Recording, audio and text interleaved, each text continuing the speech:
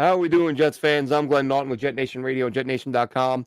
Be sure to log in to JetNation.com where you can register and become a part of what is the most active Jets message board on the web. Joined today, as always, by Dylan Terraman to go over, well, of course, we're going to touch on Zach Wilson and his benching, QB3 at this point, and really his time with the Jets is all but over, barring even more injuries, which I guess we can't rule out at this point. And we're going to talk about what to expect from Tim Boyle, and we're going to go over because it's been a hot topic now. We had Michael Carter get cut last week, and now Zach Wilson is benched. So there's been a lot of talk about Joe Douglas and his draft classes and how good or how bad Douglas is at finding, identifying, and picking up talent in the NFL draft. And there's a lot of different opinions on this. So we're going to go over that today. But first of all, Dylan, I spoke about the Wilson benching the other day. What are your thoughts on it? Is it too late? Should they have done it sooner? And where do they go from here? Yeah, I mean, I don't think it's necessarily too late. I think in a perfect world, you probably would have benched him after the Chargers game, going into the Raiders game. And I think I said that on this podcast 2 weeks ago.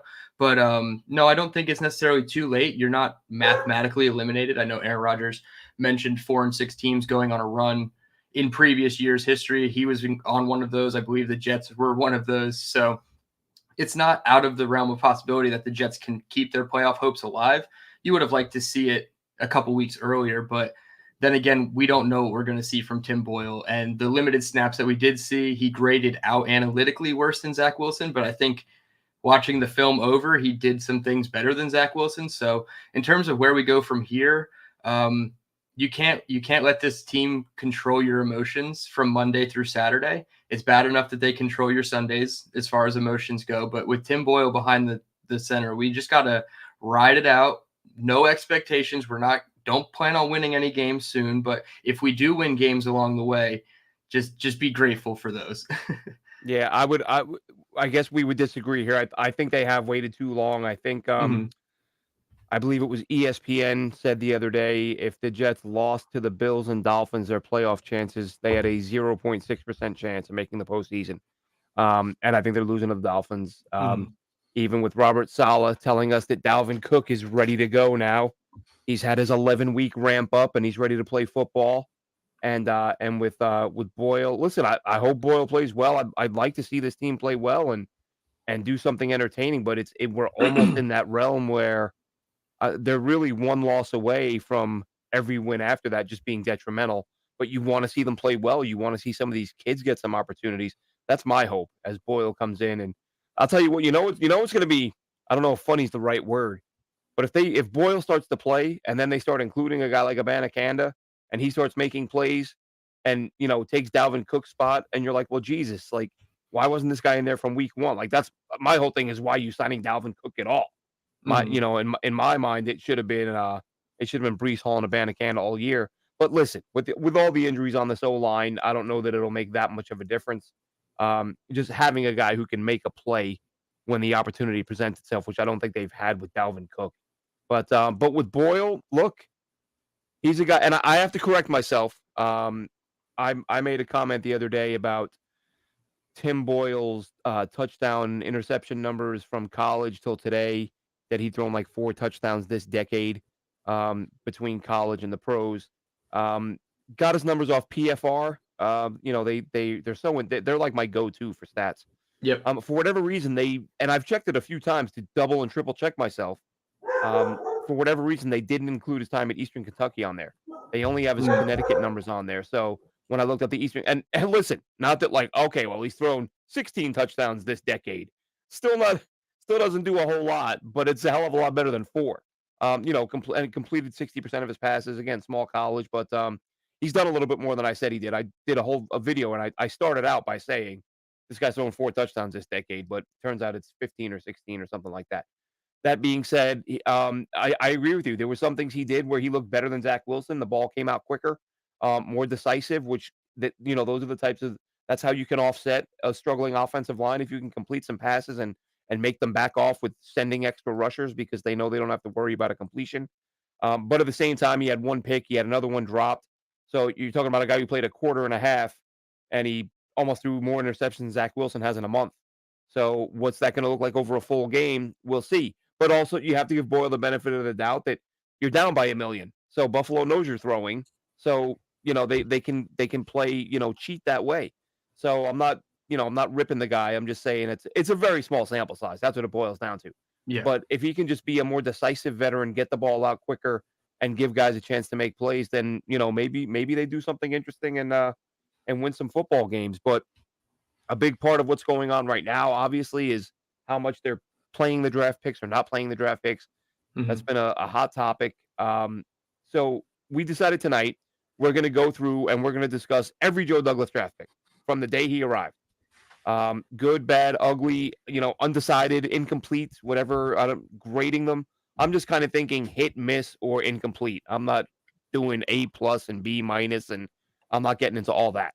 Nope. But some numbers, Dylan. Like I always have in my head, when I was still in the US and I had Sirius XM, I'd listen to the NFL channel all the time. And I think it was I think Pat Kerwin mentioned a few times that I forget which GM, a prominent GM whose name escapes me at the moment, always said even the best GMs hit on just under 50% of their picks. Like the best guys are going to get, 5 out of 11. It's not so, and I've talked about this in the past.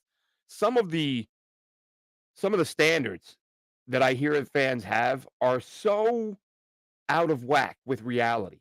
Like I've seen people, you got to get 4 starters every class or you're not doing your job. That's just not realistic. If you can get 1 or 2 starters and then 1 or 2 special teamers, you're doing okay. Like one of one group and 2 of another, you're getting 3 guys who can contribute in a draft class. Again, generally talking 7 picks, you're doing okay. These people who have in their heads that and I've seen people do it. I say, oh, big deal. So he had a class where he got these 4 guys, but he had this class where only got 3. Yeah, that 3 is okay. That's about and that's right. 7 total people now that you just mentioned out of 22 starters. Yeah, I think a lot of people play too much Madden and think, I found a starter I've been saying for years. in the 3rd round, 4th round. Like it's easy for them to do it. I'm in year 11 of my franchise. I haven't missed on a pick yet. I should be a GM. Yeah. People, they're out of their minds with draft. So that's the number that I always have in my head. That just under 50% is and those are the best. It's almost like baseball. Like you're hitting 300, you're going to the Hall of Fame. General manager, you're hitting 35-40% of your picks, you're doing well. So I just did a quick Google, GM best success rates or average success rates, and I actually found a really cool article. This is on dailynorseman.com, and they pulled it from somewhere else, but they broke down the info here really nice. Let's see, and it's a few years old, but it's not so old that it would be, that it wouldn't still be accurate. I think it's about 3 years old, but here's what they compiled. They compiled every draft pick over a 20-year span from 1996 to 2016. So a 20-year span, basing it off who I mentioned earlier, PFR, using their metrics of AV, average value, replacement, stuff that people pretty much agree on in terms of, it's a mainstream site with mainstream data that it isn't all that. It's not like if you're using PFF grades, people would just laugh at you and be like, whatever. But this is a different ball game. So here's what they came away with: 20-year sample size. So that's not that's a pretty sizable chunk. 16.7% of players did not play for the team that drafted them. That surprised me. That was higher than I thought. I thought that would have been around 10% because GMs love keeping their guys and at least getting a look before they part ways. So 16.7% did not play for the team that drafted them. 37% were considered useless. They either didn't play or didn't make the team. So right off the bat, we're at 53% are useless or worse. I mean, that was even more than I expected. That's pretty crazy. And I'm the one saying the numbers are higher than people realize. That's even higher than I expected. So you're starting at 53% of guys are useless who get drafted. 15% were considered poor. They had limited playing time and didn't do well when they did play. Now you're well over 60%. 30, 40, 50. Yeah, you're at nearly 70% are poor or worse. Again, 20-year sample size. 10.5% were considered average. These are mediocre players that had starts or significant contributions over 2 to 3 years. Like, that's it. Yep. Over 2 to 3 years, you're considered average. Because remember, the average career is about 3 years, right? Mm-hmm. 12.3% were considered good. These could be mediocre or average players that were multiple year starters. For example, Pat Elflein or Christian Ponder. Perhaps some genuinely good players that didn't last all that long for the team that drafted them. That makes me think a guy like James Farrier, who the Jets drafted, didn't get a second contract, and he went on to be a stud for Pittsburgh. Sidney Rice, for example. Let's see. This is where the metric can overrate a player on the number of starts rather than their performance on the field. Okay. 6.9% were considered great. This category is a list that includes undeniably good draft picks. In order to be considered great, they would have had to play for the team that drafted them into a second contract. And that doesn't even mean great, really. That's being generous. Yeah. Jordan Jenkins got a second contract with the Jets. Granted, it was 1 year, but it was still a second contract. And again, this has also performed well over those years, which again, perform well isn't necessarily great. And then 1% were considered legendary. Future Hall of Famers, multi-year All-Pros, among the best in the league for their relatively long careers. So that's it. You've got basically 29% are average or better. Mm-hmm. Everyone else is poor to useless. I don't think people realize how many players do nothing or do so little that they're gone in a hurry. Let's see. Magic says, hopefully, I'm just going to check comments real quick. Magic says he hopes we'll look at the UDFAs. I'm assuming he means UDFAs. If you mean all free agents, that won't be today. We might do that another time, but we will go over the rookie UDFAs that he signed after each draft. We never have coaches in place. Don't get us going on that, John Kluber. You're right. The coaching, they just hire these coaches that never get the job done. And Joe Campione says he actually read a similar article today.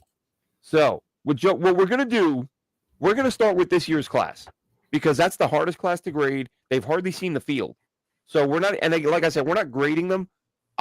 What I think the best thing to do, Dylan, is just go over the couple of guys who have seen the field and shown something. Yeah.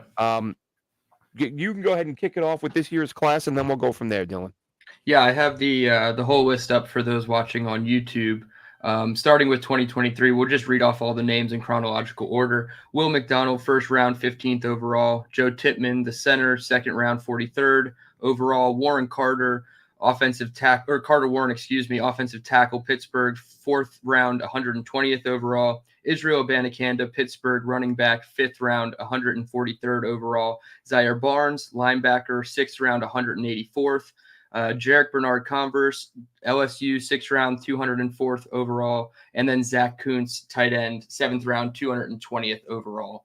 You just look at it, you have to say incomplete, obviously, as a whole. But you can look at each individual player and you see bright spots. You see the positives in every person that has stepped on the field. Obviously, Abanikanda only played 10 snaps, so it's kind of hard to say he showed flashes, but he had the burst that has been missing from the running back room. He had one carry, and you could see in that one carry that explosion up the middle. And it was right behind Joe Tippmann. He was able to get to the second level on his block, and he carried up to the linebacker, and he made a big hole right up the middle for Abanikanda. So you like to see that from them. But just starting at the top, Will McDonald. If you're not following Baldy and his breakdowns at this point, he's been highlighting Will McDonald for at least 2 or 3 weeks now, and he's been coming along. We've said it on the pod. He is about to break out. He just needs a couple more reps, and his pass rushes, they've looked really good. His bend is elite. It's kind of like what we've been told Carl Lawson is supposed to bring to us, and then Carl Lawson ended up being mostly a speed to power type of edge rusher. But Will McDonald, his bend is just so it's elite. I don't know how else to say it. He's not an elite player. His explosion. Yes. He's so quick off the line. And that's what's going to make him special, that combo with the spin move. Yep. He's going to be a guy who can beat you to the outside. And if you cheat too much to that side, he's just going to spin in and beat. I said it a couple weeks ago. And some people were genuinely curious, and other people were being like hostile toward me. I say it was it was after the Giants game. After I watched the Giants film, I think he only played 8 or 12 snaps. Something I think it was Mhm. 8 against the Giants. But you could see some of the things he did, even against the run. The Giants ran a play deep in their own territory, and Will McDonald was able to move his blocker and get in on the tackle, which showed a little more strength than I anticipated from him. And then you saw him working against the pass, and I was like, this guy's there. Like as soon as he gets reps, he's going to break out. And I tweeted it, and there was quite a bit of like, what the hell are you talking about? This guy hasn't done anything. But then a couple of people were genuine, like, what are you seeing? Like, what do you see that I don't? Because I don't Yeah. think he is. And so people were pretty hostile about it a few weeks ago. And now I think people are easing up because people like Baldy are saying it now. And like this guy, again, the sample size is terrible because you want to see him getting more reps, but you're seeing that. And I said the other day, as much as I was a JSN guy, and I said this pick made no sense to me in terms of wanting a guy who's going to play this year to help Aaron Rodgers, over time, this is going to be a great pick. Yeah. Like, no one's going to give a damn in 3 or 4 years that they went with him over Jackson Smith and Jigba because he has the tools to be, as you said, elite. Like, that's the word to describe his traits. So he's Yes. got the ability to be an elite, Pro Bowl type player moving forward. And again, the small sample size sucks, but you can see it. I was just going to say, I think it's important to distinguish with Will McDonald that he has elite traits that he's already flashing while also saying he's not an elite player. And he Right. could get there, obviously. And I see Beloved saying if he puts it all together, he could be a Von Miller type edge rusher. I mean, yeah, he very well could be. He could have a higher ceiling, like he said, than Jermaine Johnson as in terms of a pass rusher. I was at the Chargers game. He had his best game on eight snaps, 2 pressures, half a sack, and the forced fumble. He was able to Yep. get home on Justin Herbert and force the ball out. That's just missing. That's the missing piece of our defensive line is getting to the quarterback and getting the ball out. So 100%, he has elite traits, and I'm excited. Only 86 snaps this entire season. It's about 12% of the team's total defensive snaps, and I think that needs to be way higher after this Yeah. podcast. And Starting this Beloved P week. says here in the chat, they think Will McDonald has a higher ceiling than Jermaine Johnson. I agree. I think he's got the highest ceiling of all the edge rushers on the group. Our buddy Greg Randolph says it's true. If the pick is successful, no one's going to question it, and that's just kind of the way it goes. But like I said, for me, and I tried to make it clear early on, I didn't think the pick made sense, but that doesn't mean I didn't like the player because I thought the whole Right. emphasis this year was going to be build around Aaron and get weapons. Yeah, So get now ready, guys, for the offense was my thinking too. Yeah. So then, okay. So next up, we got Joe Tippmann, right? Yep, Joe Tippmann, second guy on the list. I mean, he has been incredible. I don't know how else to say it. I know it sounds like silly because he's a center and it gets overlooked, but he has done incredible things from a film perspective. He's not allowing any pressures. I think he has like 1 sack allowed per PFF. I'm trying to pull it up right now on the fly. He has been better than I expected. And he wasn't the center I wanted. John Michael Schmitz was the guy. Not to say Tippmann was not on my list. He was number 2. I made a video saying these are some centers I would get if John Michael Schmitz is gone by the second round pick that we have. Pulled it up right here. 1 sack allowed, 9 pressures allowed, and that was mostly at right guard. He has 5 at right guard and then 4 at center, and only 1 penalty. I think that is the huge part too. He's not very penalized. It's 1 holding call against the Raiders. It did come in a bad spot, though, I do believe, if I'm remembering the scenario. Backed him up out of a prime red zone opportunity. So only 1 penalty, 1 sack. You can't ask for anything more from this rookie. I was kind of worried about his injuries, his labrum surgeries on both shoulders coming into his rookie year, but we said it. He was going to overtake Connor McGovern at some point, kind of like what we thought about Rucker and Uzama. At some point, he was going to overtake. Obviously, McGovern got hurt pretty badly, and it's unfortunate, but that happens. And now Joe Tippmann is clearly one of our best 5, even when every single person is healthy in the offensive line room. So couldn't be more happy to see Joe Tippmann holding it down in the center position. Yeah, and Joe Campione asks in the chat, the next guy up, how did Carter Warren look against the Bills? For me personally, I thought he looked good. He wasn't perfect. It was just, you look at it this way. It's his first NFL action. He's playing against a talented, aggressive front. He's playing in a game where, as I mentioned earlier with Tim Boyle, they know you're throwing the ball, so they're going to be getting after it. Warren did have one rep where he got embarrassed. Ed Oliver tossed him with Yeah. one arm onto the ground and got the sack. But, the D lineman was crashing down and Warren's trying to get inside to block him. And then Oliver loops outside. He tries to pop out to get him. He gets out there late and Oliver just floors him. Terrible rep. But all in all, like there were a few reps where like his PFF grade was atrocious. You would have thought he gave up Yeah, five it really sacks was. if you look at Yeah. his PFF grade. There were some plays where he got walked back a little bit, but he dropped his anchor and held his ground and prevented a pressure or a hit. So I thought for his first pro game, I was, he did about as well as you could have hoped, despite what PFF says. And I think he's a guy. And I went back and rewatched it. I can never remember. I should stop saying it because I can't remember who quoted it. But when I say it, I always say I think it was Duke Manyweather who said that he thought Carter Warren was a top 50 type talent. If you go back and watch the NFL draft, if you click on their NFL draft profile on NFL.com, it'll show you the minute and a half clip from when they're picked and the immediate commentary. And Daniel Jeremiah says when he's picked, he had the injuries. If not, he probably gets picked yesterday, meaning round 2 or 3, which is in line with, with the top 50 talk. And I don't disagree. He played at a high level at Pitt, great length. His arms are a million miles long. Yep. He played left tackle. He played right tackle. Needs work in the run game. But to me, listen, he gave up a sack and 5 pressures against the Bills. When Turner played, he gave up 9 pressures and 3 sacks. He's clearly a better player already than Turner is. So as far as I'm concerned, nice debut for him, and let's see more of him moving forward. I don't see how you play Becton this quickly. I know they said he was out of practice today, but I think it was Semeniuk. Somebody said that he was limping very noticeably. So my hope is that if he can't go, I mean, it's not even a matter of hope. If Becton can't go, it'll be Warren. But what's going to happen with Dwayne Brown? Like I was just about to say, they got to don't. activate him or cut him. I was gonna say don't necessarily say that it will be Carter Warren, because if it isn't Mekhi Becton at left tackle, do we see Dwayne Brown at left tackle and either Carter Warren or Max Mitchell at right tackle? That'll be the interesting one. Yeah, when you look at the PFF stuff with Carter Warren, it was pretty bad. But then you look at each individual play, and he didn't have as many like negative plays. He allowed 5 pressures. I understand that. And they probably could have adjusted more of the game plan when Becton went out, because it was still early. Becton only played 8 snaps last week. He could have, the offense could have adjusted and put a guy on that side. I know they were using a lot more motion and trying to keep the attached tight end, on his side a little bit, but I feel like you could have done that a lot more to help him out. But he did hold his own absolutely over his 49 snaps.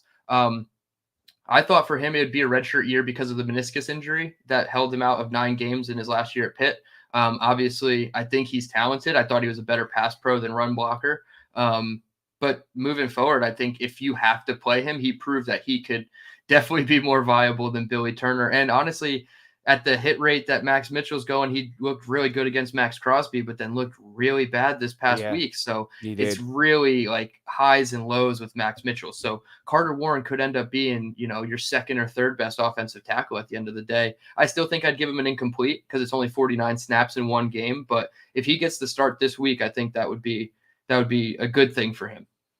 Yeah, I agree. And after that, of course, Izzy Abanikanda, who had the 1 carry for 11. Look, you can't grade him because he hasn't really played. And again, or you can't, it's hard to say. But there's every reason to believe he'll be at least a quality player. Could anywhere from a quality player to a game breaker. And listen, I know coaches talk up players and everyone compliments everyone they're about to play. But when he was at Pitt, if you go back and look when they were getting ready to play North Carolina, Mac Brown said he thought Pitt had the best running back in the country in Izzy Abanikanda. And again, even if that's a little bit of lip service, that's just, you don't say that about a guy who you don't think is a really good player. Right. And Mac Brown has been around for a little while. So Abanikanda, it's those top 4 to me who have a chance to be regular contributors, and I'd be surprised if they're not.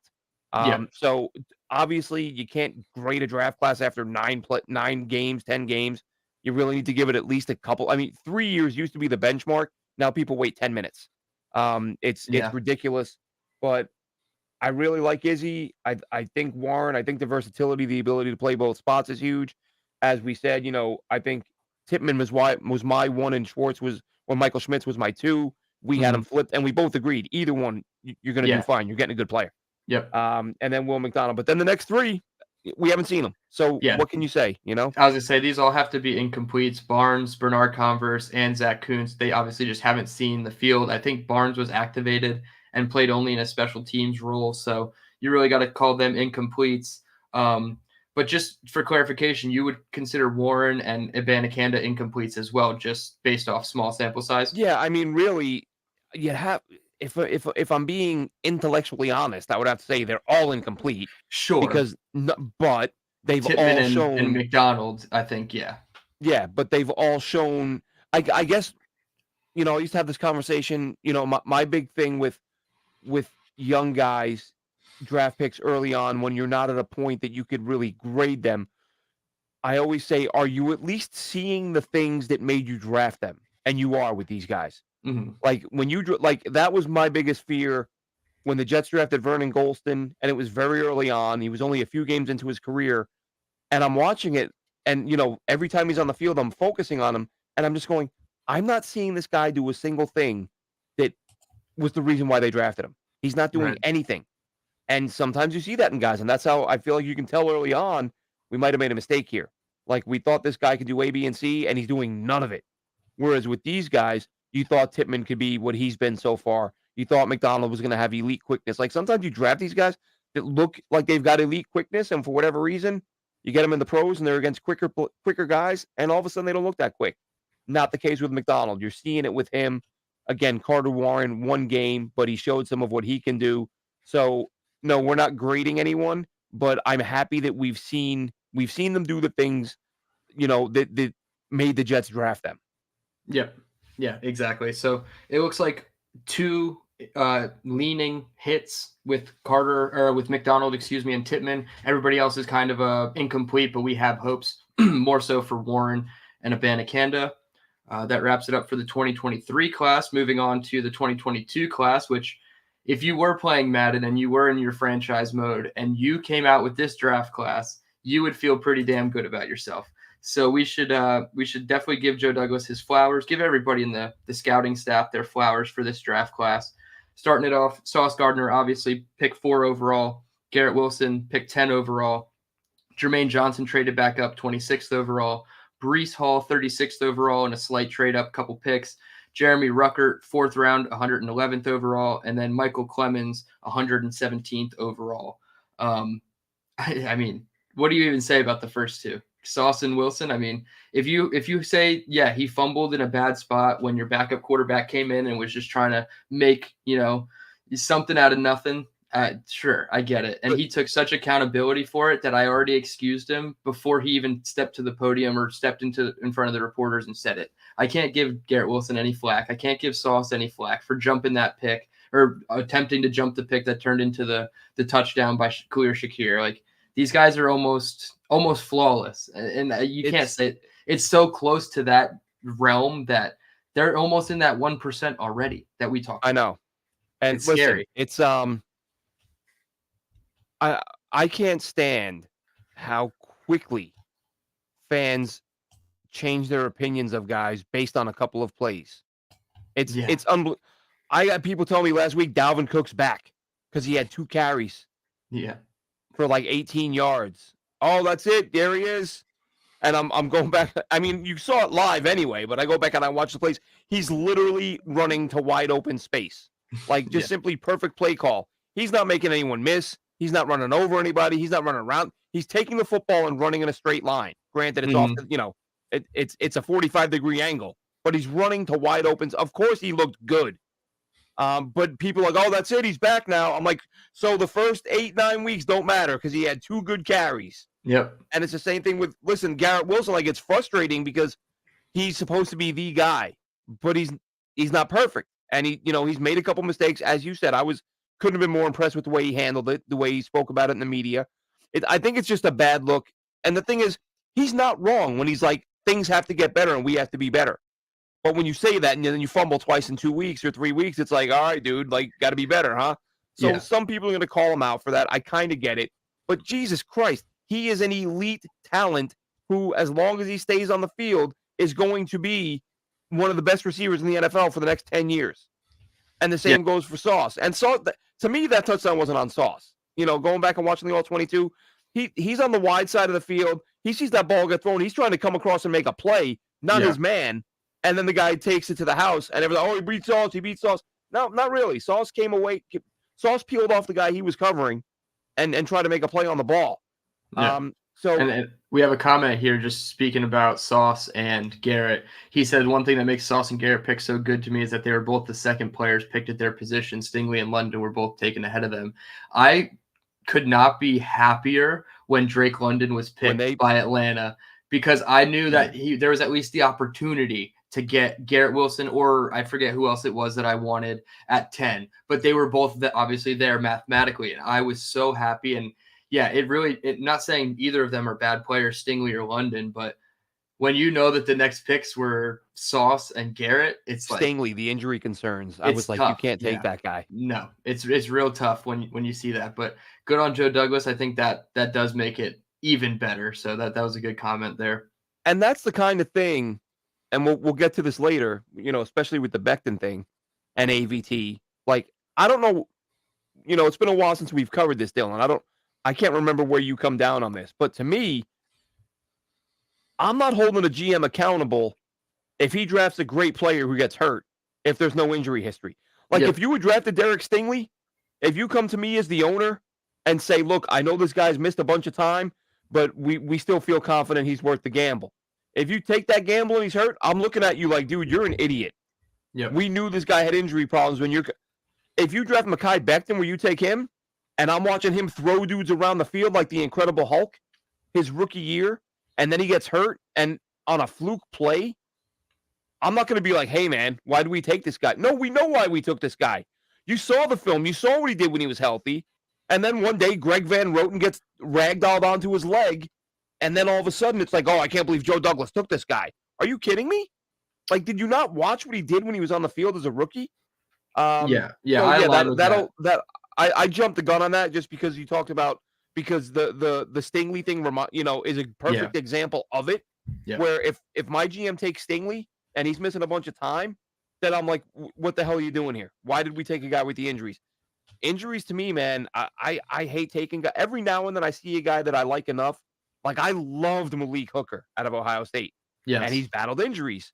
But that year, I was like, I think I might roll the dice on this guy. Like, he's covering 70 yards on his way to an interception. Like, he was like a video special game. Stuff, yeah. Yeah. And it's a gamble I would have taken, but I would have lost because he got injured, and, that's fine. But, yeah, when I see people getting bent out of shape because the GM drafted a guy with no real injury history because he then gets injured, if I'm an owner, I'm not holding that against my GM. That's just me.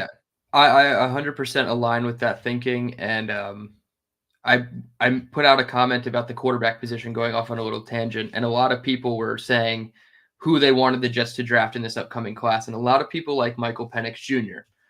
If you like him, look up his medical history because it is extensive, and that is the type of player where if you draft him, even for a 1-year sit down behind Aaron Rodgers, and he comes in 2025 and he gets hurt, that is the exact type of player you sit there and go, well, how would we have known? He's only been hurt 6 times in college. So, yeah, I completely agree. You go for guys that don't have the history, or if they have a history, maybe it is like a freak injury that doesn't necessarily pertain to their sport or to their position, like Aaron Rodgers and his Achilles. I feel better about it than if it was his shoulder, those little things, like, you have to understand the position or whatever. But I think if he had injury history, you stay away. If it's a running back and it's his elbow, okay. Yes. If it's a quarterback and it's his elbow, different story. Exactly. So top 2 picks, obviously that's nearing the 1% from our perspective, but they're going to be in the great or average category at the very least. Yep. Sauce and Wilson. Jermaine Johnson next on the list, their third first rounder of the year. This is a guy who's made a huge second-year leap. Another hit. I don't know. You got to call it a hit. He's our second best edge rusher behind Bryce Huff. If Will McDonald makes a leap even close to what Jermaine Johnson did, we'll have 3, if not 4, incredibly talented edge rushers if they keep JFM. So really excited about Jermaine. Your thoughts? Yeah, I mean, he had that not a very productive year last year, as we've talked about the playing time, which is the same thing they're doing with McDonald this year. And he's absolutely blown. He's actually better this year than I thought he would be. I expected a leap forward. I didn't expect I mean, he could be looking at a 12 or 13 sack season the way he's playing, which is just phenomenal. And just goes to show, man. Like I thought about this the other day. Imagine if this team, imagine if they played with leads, which was the plan. I You know know. what I mean? It's Yeah. That's why it's like just. I'm not going to get into that because I'm going to get all I pissed was gonna off. say it would have been incredible to see this team play for a lead with more than like 7 game minutes over Yeah, 10 exactly. games. Hopefully next year. Hopefully next Yeah. year. But Brees Hall's up next, Yeah, I right? was gonna say another easy hit. This is an easy one. Obviously, Brees Hall is our most explosive player on the team. Obviously, I know defensive players are explosive in their own right, but he is the most explosive player on our team. Scores the only person that scores touchdowns at a reasonable clip for this offense. Hopefully, things change with Tim Boyle under center, but Brees Hall special 4 for 4. Joe Douglas so far in 2022. Yep. And then you got Jeremy Ruckert, who I would say at this point, at the very worst, is an incomplete Yes. because he's just not a guy who sees the targets. I mean, No. really, he's been behind Uzama and Conklin most of the time. Now it looks like he's going to get ramped up and play a little bit more. That's what I'm hoping. Tim Boyle is a guy who recognizes his tight ends and uses them because Zach Wilson certainly didn't.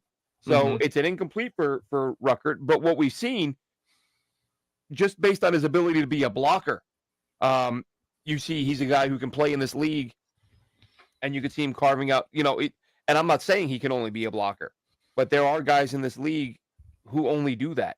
And he does that well, but I think we're going to start seeing him as a receiving threat more. So I'm saying incomplete now, but from what we've seen of him, there's no reason to believe he won't be a good player. Yeah, absolutely agree. Last one on the list here, Michael Clemens. I got to put him in the Max miss. Mitchell. Oh, did I miss Max Mitchell? I'm sorry. Yeah, Max Yep. Mitchell's first, right? They were both 6 picks apart. Max Yep. Mitchell, this one's tough for me because I had no expectations. So he obviously outperformed all expectations last year. But this year, now with expectations, I don't think he is living up to them. He's had good games, like I mentioned. But I don't know. I think if you want to put him incomplete, that's fine. But I think he would be leaning more for a miss than a hit for me. Yeah, same. If he's going to hang around as a depth piece, as a spot starter, and hopefully, again, let's not forget he's got less than a full season under his belt Yes. because of the blood clots last year. You get him coached up and get him to where he can be a quality depth piece. In the fourth round, that's what you're hoping to get. You get starters in round 4 and beyond. Those are huge hits. Yeah. If you tell me we got to even if Max Mitchell has one contract and he's with the Jets for 4 years and he's a solid backup for a year or two, that's it. Like the numbers showed, like some of these guys they have 2 to 3 years of playing decent football, and that's above average. So Max Mitchell right now, yeah, the way he's playing right now, you'd have to say it's at best a not very good pick, but it's got the potential to have some value if he gets straightened out. Because the thing is, it's O-line play around the league is so bad. Like so Right. many teams are struggling there. But yeah, I think Max Mitchell at right now at best is a not very good pick, but has the potential to be a solid pick for where you got him at 111. Yeah, I think I'm more excited just because they're both fourth round picks. I'm more excited for Carter Warren and his prospects as Yes. opposed to a Max Mitchell. So definitely something to keep an eye on if one of them becomes your long term swing tackle, or if they're just both your strong 3 and 4 tackles and you have 2 starters above them. I know everybody loves depth on the tackle position. So Max Mitchell incomplete, leaning a miss. This one I don't think is leaning anything. I think it's just a miss. And this doesn't really have anything to do with his dust up with Deion Dawkins. I understand Deion Dawkins kind of flopped on him and tried to embarrass him, but Michael Clemens is not doing enough for me on this defense. He's taking up 33.3% of the snaps, which I understand he plays a completely different role than Will McDonald, but that's the type of snaps where you can start bleeding out some to Will McDonald from Clemens, but he only has 11 total tackles, two missed tackles and 1 tackle for loss, 5 pressures. He did have a forced fumble in Buffalo against Josh Allen on the botched snap, but he's playing 234 snaps this season, and he does not have any production to show for it. So, yeah, I think Michael Clemens is probably a solid miss for me, not even an incomplete at this point. Yeah, I would say if I had to say hit or miss, I would say leaning miss. I thought last year he was better than he is this year. Did a Hmm. nicer job against the run. I think he's been a better run defender than pass rusher. Yeah. So he's kind of in this not far off from being the same as Mitchell to me. I could see him being a solid depth piece, but I could also see him being a guy that they move on from and, after this year, or, maybe he hangs around for another season. Hmm. Yep. All right. So that wraps it up with the 2022 class, right? 2021 now. This is the class that has been coming under the microscope the most lately, obviously due to the Zach Wilson benching. But you also look at it, you have Zach Wilson, second overall, Elijah Vera Tucker, 14th overall, Elijah Moore, 34th overall, Michael Carter, most recently cut, 107th overall, Jamie Sherwood, 146th. Michael Carter the second, 154th, and then Pinnock, Nazrul Dean, and Brandon Eccles, and Jonathan Marshall in the sixth round. All four of them. I forgot they had 4 6-round picks. Pinnock was 5. Oh, okay. I have that wrong in my chart then. So 1/5 Yeah, and they three had sixth round three picks. fifths and 3/6. Okay, that makes sense then.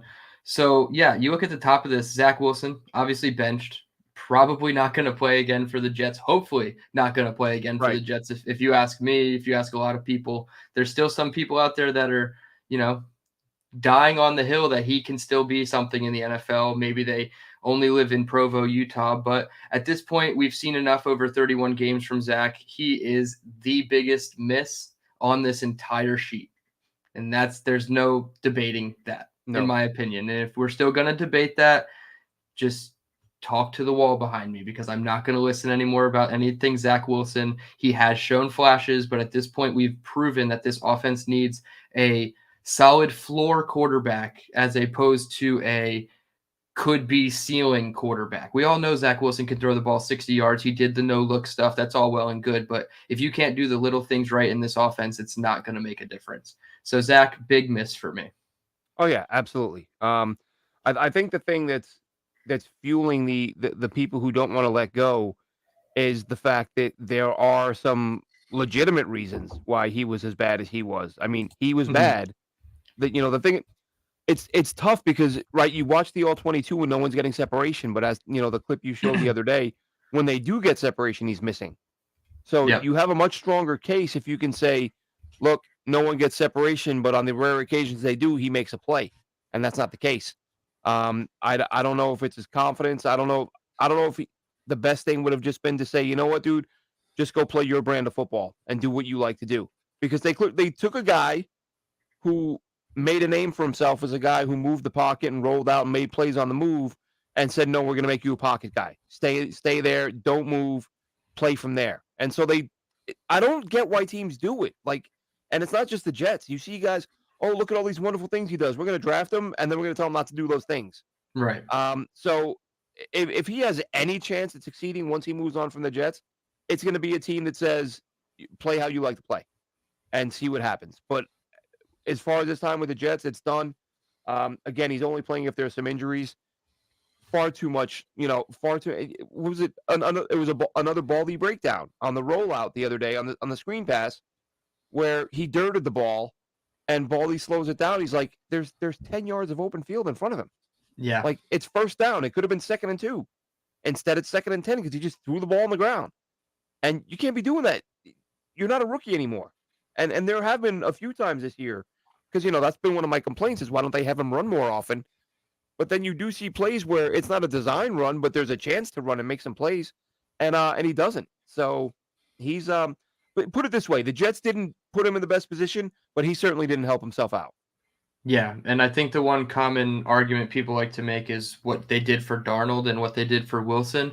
It's night and day what they provided Darnold versus what they provided with Zach Wilson, and that's where I stop blaming the organization, the coaches, and the general managers, and I start blaming Zach because you have all these assets around you that Sam Darnold never had, and that was the argument. Do we keep Sam or do we draft a new one? And Right. we knew at that point it was going to be Zach Wilson once we beat the Rams and the Browns, but maybe we should have kept Sam. It's just crazy how many people have Yeah. already said in my comments about a quarterback question, can we And trade I for and I Sam see Darnold? Highlander here saying, that he wants to see him with another team. Which listen, I'll give you that. Like I just said, Yeah. his only chance at succeeding is going somewhere where they let him play his brand of football.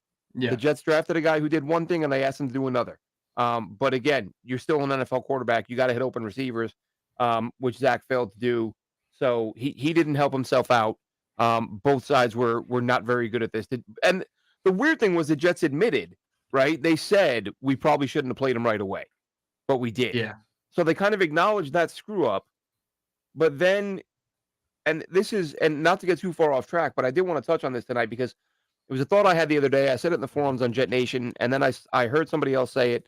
And the more I think about this backup quarterback situation, Dylan, I really think that the Jets only because, and maybe it's me grasping at straws because I like Joe Douglas, but this had to be outside interference and saying, look, we're spending 25-30 on Aaron. We're spending another 9 on Zach. We're not letting you spend $50 million at the quarterback position. Yeah. So, no, you can't go get Gardner Minshew for $8 million. You can't go get Baker Mayfield for $10 million, whatever it may be. We're already spending $40+ million at quarterback. You've got what you've got. And I can't come up with another reason why Joe Douglas would jump through hoops to replace Zach Wilson. There's no stronger admission that he's not your quarterback than replacing him.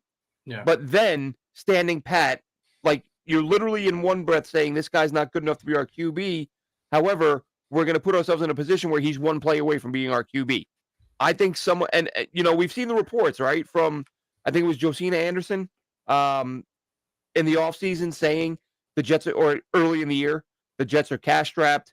And then a few weeks later, the Jets are asking season ticket holders for their money early, which kind of supports the theory that they're cash strapped.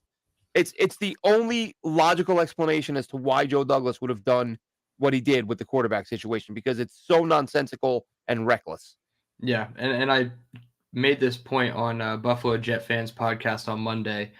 How can Saleh stand at the podium this week and say that they wanted to give Zach Wilson a redshirt year when Aaron Rodgers goes down after 4 plays and Zach is in pads ready to go into a football game? This is what I mean. It's so by nonsensical.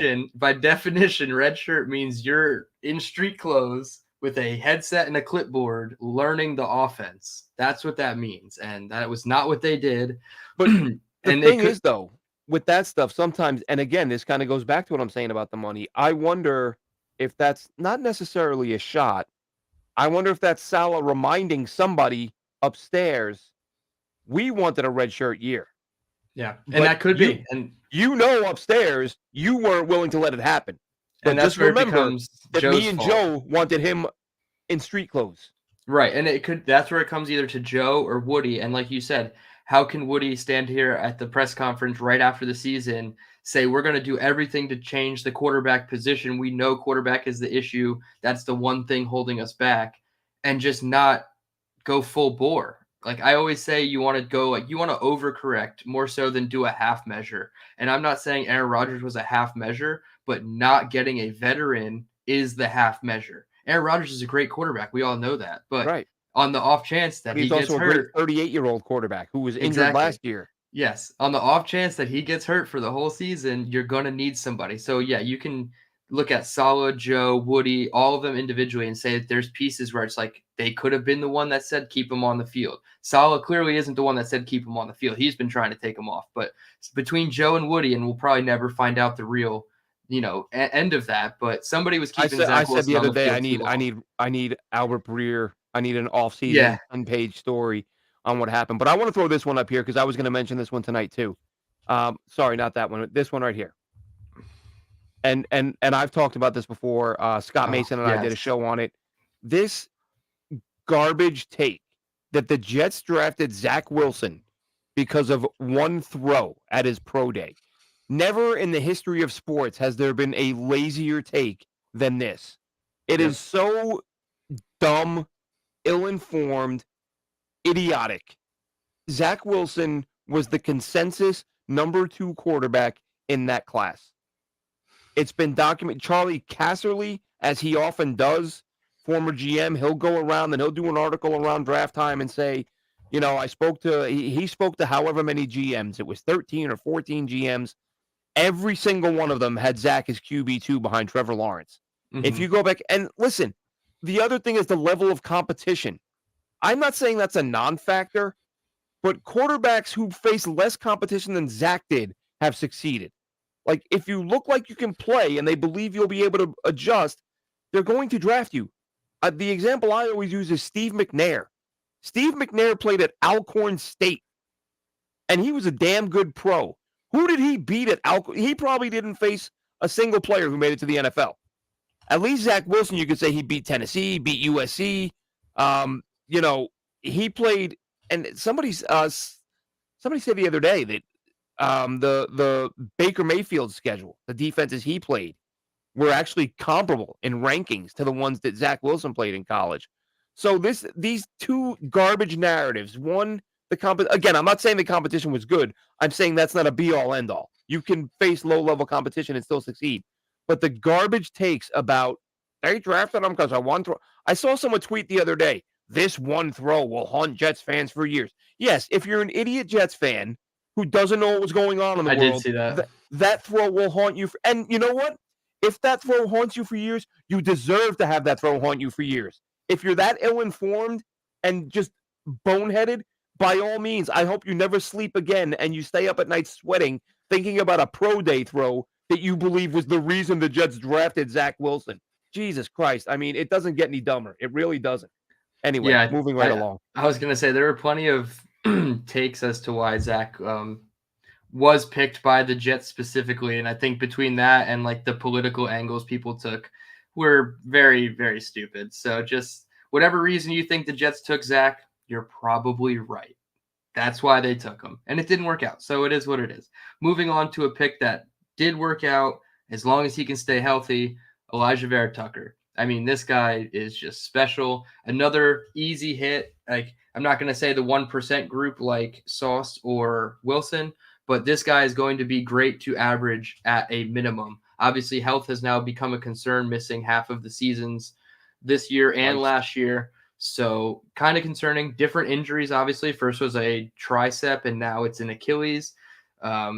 Tough. Those are bad positions when you're an offensive lineman to get hurt at, and in your shoulder and your ankle. So he's going to be tough for AVT, but he's clearly the best, if not second best offensive lineman on the team to date. And he's another one. He's in there with Becton as far as an owner, I'm not holding that against my GM. Right. Like, the guy didn't have injury issues. Because I guess my concern I'm not, I said this the other day, I'm not saying Joe Douglas is getting fired. But if it were to get to that point and you move on from him as a GM, I just think, well, he clearly showed he can identify talent in the draft. What happens if he goes to the next team and does the same thing and those guys and his picks don't get hurt? Right. Then all of a sudden you're looking at him going, oh man, we had one of the best GMs in the NFL. Why'd we fire him? You fired him because a guy tore a tricep. You fired him because you fired your GM because Denver had garbage turf. That's why he's not your GM now. You blamed Joe Douglas for the grounds crew in Denver. You know what I mean? Like, you have to. Yeah. To me, it's all about, can you identify talented players? And as we're seeing here going through, again,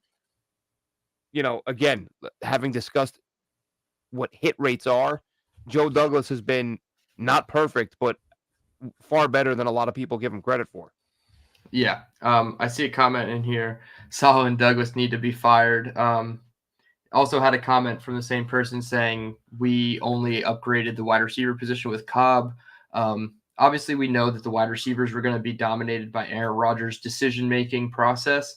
But I don't think anybody needs to be fired for what they did at wide receiver. Maybe they could have made one more move, but Corey Davis retiring does not reflect anybody's decision-making process. Allen Lazard, you can question the contract they signed, but he's definitely going to be a different player when Aaron Rodgers is throwing in the ball. I don't know if it's a mental thing or he just is allergic to Zach Wilson always had a high drop rate.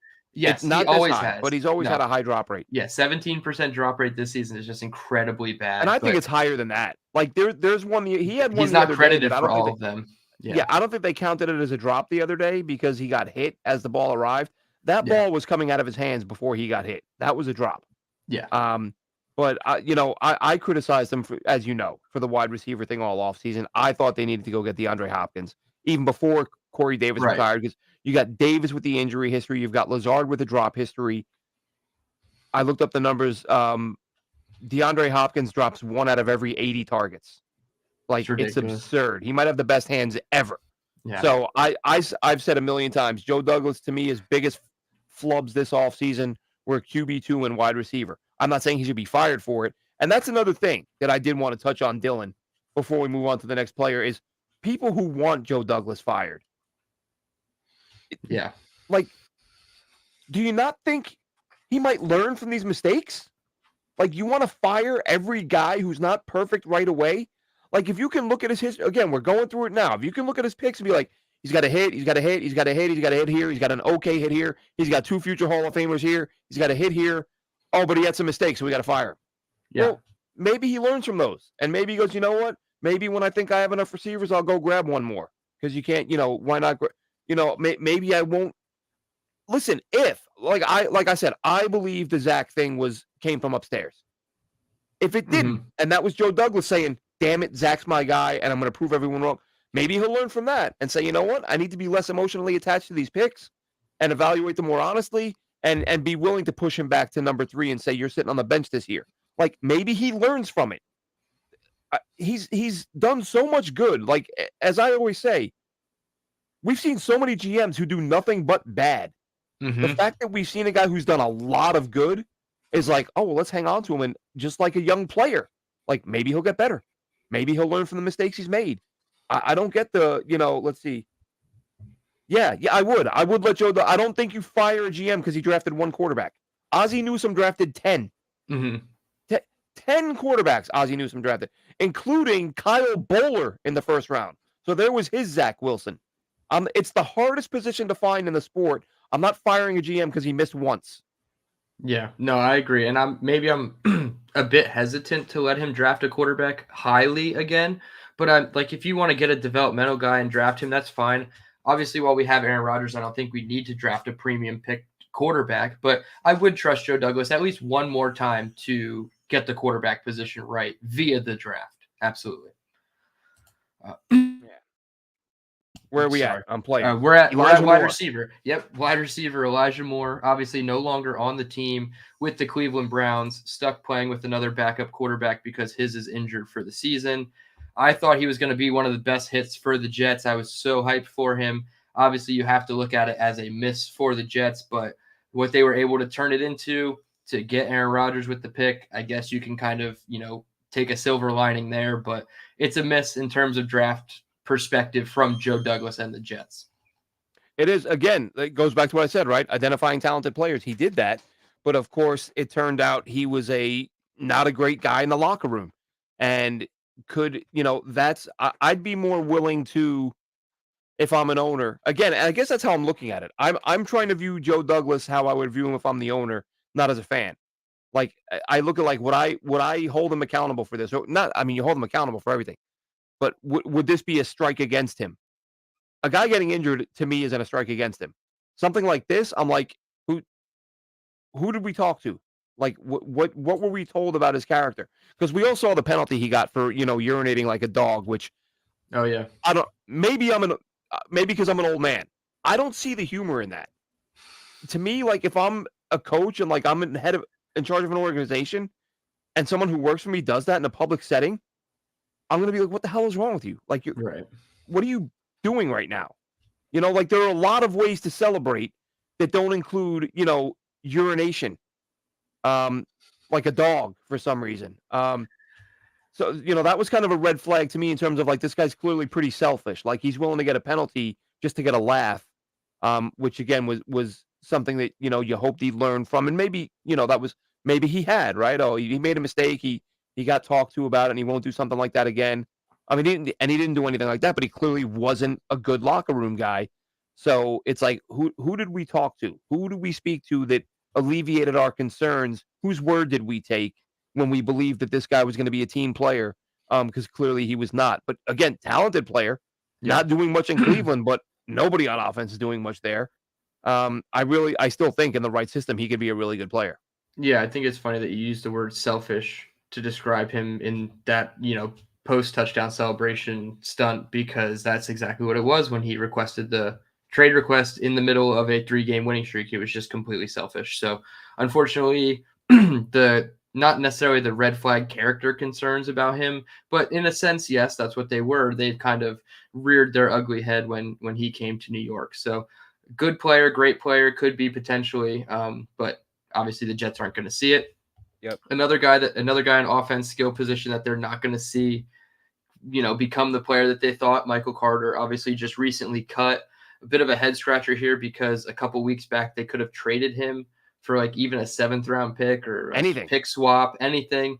They could have got something for him, and the fact that he was picked up and claimed by 2 other teams, Arizona claimed him, but also Washington and Tampa tried to claim him, shows me that they might have had something at the deadline and just, cut ties a couple weeks earlier and, moved on to Abanikanda and got something back for him. That being said, it's obviously a miss for Joe Douglas. But I'm not going to kill him for the pick, because running back is a position that you probably need to take every year to keep your stable fresh with legs. Yeah, it's funny that not funny. It's just weird sometimes when you see these guys. Because if you watch Michael Carter in college, watch him at the Senior Bowl, watch him year one, like there's no reason to think he won't be a solid player. Like his floor should have been, decent running back. Absolutely a number 3 running back. Probably better suited to be a number 2. And I said this offseason that when I went back, when I went back to watch some UNC to get a look at Chaz Surratt, I was watching Michael Carter. I'm like, God, I forgot how good this guy is. Like he's a good player. And I thought he'd bounce back, and maybe he would have. Again, how much do these guys get hurt by getting 1 touch every 3 weeks? Like it's just it is what it is. Yeah. He's gone. Love the person, like everything I've ever seen him do, every interview, the interactions. You could see how popular he was in the locker room. I wish him well. I really hope he has a really nice career for himself. I think he's the type of player he would have been a hit if he got the opportunities, but you got to count him as a miss. Yeah, absolutely. Moving on, we have 2 defenders, both still with the team back to back. Jamie and Sherwood, linebacker, 5th round, and Michael Carter, the second cornerback in the 5th round. Starting with Sherwood, I mean, depth player, a core special teams player. So you have to say he's either a hit or an incomplete at the worst. He's definitely not a miss when he comes in and plays defensive snaps. Even when targeted in the pass game, he holds his own. He puts his He's getting face in better. Yeah, he's definitely a Like, face let's in the not fan forget, type of converted player. from safety, right? So Yep. you got to figure he's going to be a couple-year project. Yep. And I think he's trending in the right. I would say he's definitely a hit, and I think he's got the potential to be a big hit. But, give him another year, get more defensive reps at linebacker, and maybe next season he could be a guy. No need to get into all this right now, but they don't have a lot of cash next year, and the one guy they can move on from and save a bunch of money is C.J. Mosley and save 17 million. Mm-hmm. So another conversation for another time, but Sherwood to me is a hit. He's going to be minimum special team or backup, but I think he's good enough to be a starter at some point. Yeah, absolutely. I think that's definitely the path for him, is becoming a full-time starter in the next year or 2 alongside Quincy Williams. Michael Carter the second, obviously a starter slot corner. He was out last week with a hamstring injury that popped up Yep. on the Friday practice that they added him Saturday, so he was out. Not sure what he's going to play, if he's going to play or not this Friday. But I'm fine with him. I think he's a top, 5 Yeah, to he's one of the best 7. nickel. He might Yeah. be, just in terms of value, he might be Douglas's best pick. Did you happen to see the graphic of the top 10 slot corners that did not have Michael Carter on the list? I I thought it was didn't. really intriguing. It was a graphic. I forget what outlet put it out, but maybe it was just the fact that he missed last week, but like he was not on the list at all. And so many people in the comments, Jets fans and non-Jets fans, were like, Michael Carter the second, the best nickel corner in the league. So I'm glad that he's getting his hype. That was my one prediction this year, was Michael Carter's both. We're going to have breakout years for the Jets. I said that before Dalvin Cook came to the team, but I also still felt that way about the running back, but always felt that way about the cornerback too. And he has definitely shown it. Makes us the best trio in the league at the cornerback position. Yeah, I agree. And like I said, I think just in terms of sheer value, he might be Douglas's best pick. Obviously, Yeah. his best players were taken in the first round, but he's probably the best player taken outside of the top 3 rounds. Yep. And you got him in round 5, along with the next guy who, again, here's a guy that I kind of made mental notes as I was taking a glance at these picks last night. Jason Pinnock, again, is it like we don't know how much, like, every GM, of course, should be working hand in hand with his personnel staff, his coaching staff. Why isn't Pinnock on this team? Like, you used a draft pick on him, a late pick. When he got on the field as a rookie, he played well. Like, he wasn't great, but I think everybody universally was like, "Oh, this could be another value pick. Like, this guy's gonna get some playing time next year." And then out of the blue, he gets cut, and then he latches on right away with the Giants, and he's logging significant playing time with them. And it's one of those things. It's most people aren't as crazy as we are, so they don't spend a lot of time thinking about Jason Pinnock. But every time I hear his name, I'm like, what the hell happened there? Like, why did Hmm. a good young player who you just drafted, who showed he could play a little bit, why does he get cut? And it always makes me wonder. And I'm not trying to imply anything, but I always remind myself. Same thing with the draft. When guys stay on the board longer than you expect, I have to remind myself, like, things go on that we don't know about. Maybe a coach didn't like him. Maybe he didn't like a coach. Like, maybe something, because I can't think of a football reason why he's not there. Basically, is what I'm saying. If it's Yeah. purely football, we should be talking about him right now as a hit. Like, yeah, this guy's a 5th-round player, spot starter, good backup. That's a hit. But instead, Yeah. he's a giant, and was a giant in short order with no real explanation. And that was a move that happened last offseason, if I remember correctly, which means that they chose Lamarcus Joyner over Jason Pinnock. Okay, if that's the Something didn't add decision up. that you want to make, but yeah, I think even with the love for Tony Adams, you still could have kept Pinnock around and potentially gotten rid of somebody else in the room. But that's neither here nor there. It would have been a hit for Joe Douglas for sure. The next one, not on the team anymore, battled some injuries, changed his position. Hamza Nasruddin, Florida State. I mean, it's obviously a miss. He's not on the team anymore, but he basically was a special teams only type of player when he was here. His rookie year, I believe he got, a game and a half worth of starter reps. And at that point, they knew they didn't have anything really in him. So unfortunately, he's definitely a miss. Any thoughts on Hamza, or should we just keep rolling? Real quick, he's on their injured list. He's still with them. Oh, okay. So I wasn't sure because of his season-ending injury if they kept him on the IR. I know sometimes they just choose to like outright get rid of them. So like I know Yeah, he's like Chuck showing up. Clark and stuff is on that list as well. Yeah, Um, let me see. I'm just so double maybe they checking it. do want to keep him for next year, and that's a potential That depth that piece. being said, if he's not a miss now, I think he's going to be a miss, Yes, because see, now he's not showing up. He showed up a second ago. of Because course. the thing with him, I don't think we've ever seen a guy lose a starting job quicker than Hamza Nasruddin did. If you think back, the Jets drafted him. They handed him the number 1 job in training camp. He was running with the ones. He was the starter week 1. And then just like that, he was okay, yeah, this says he's a free agent. I Googled him first and he Oh, showed up as okay, being on their injured list. And now I just Googled him again and it says free agent. So he is okay. gone. But yeah, he was a guy who was drafted, handed the starting job, and it he made it to about halftime of his second game, and he Hmm. never started another game. Yeah, it was pretty obvious right away that they knew that that was not going to be a starter for them, and we had the emergence of Quincy Williams at the same time. Or shortly thereafter. Next Right. guy on the list, Brandon Eccles, corner, stepped in and played slot last week, did an okay job. Um, really has a incredible path to the NFL, going through the JUCO route, then to Kentucky. I'm cool with him as a depth piece. I think he's a hit from that perspective of being a good quality corner depth piece. We'll get to one in this next draft class who I don't think is a hit, but is still a depth piece on this team. But Brandon Eccles, I definitely think is a hit if you want to call him anything. I don't think he's a miss. Yeah, absolutely. Given his draft slot, given how well he's played, he started 14 games as rookie, of course, and then he got moved aside. If you think back last year, he jumped Bryce Hall on the depth chart, Yep. which surprised a lot of people. So he was working his way up the depth chart. He was the first backup, and he came in that Cleveland game and had a couple of PBUs. Cleveland saw him come in the game, said we're going to test this guy right away, and he had 2 PBUs in a big spot in the end zone. So he's played well when called upon. I thought he looked good against Buffalo. So to me, he's easily a hit. He's what you want on day 3. Look, you get a day 3 starter, that's a miracle.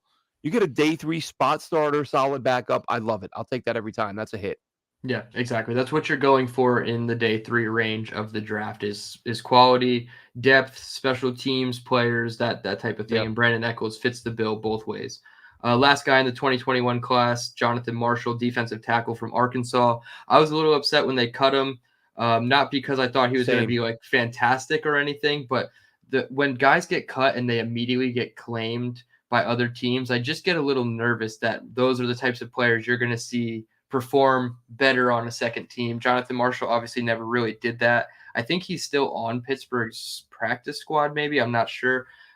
Maybe he's not in the league anymore, but I was a little upset when he left, but obviously a miss for Joe Douglas. But when you're picking at 207, it's really not the end of the world.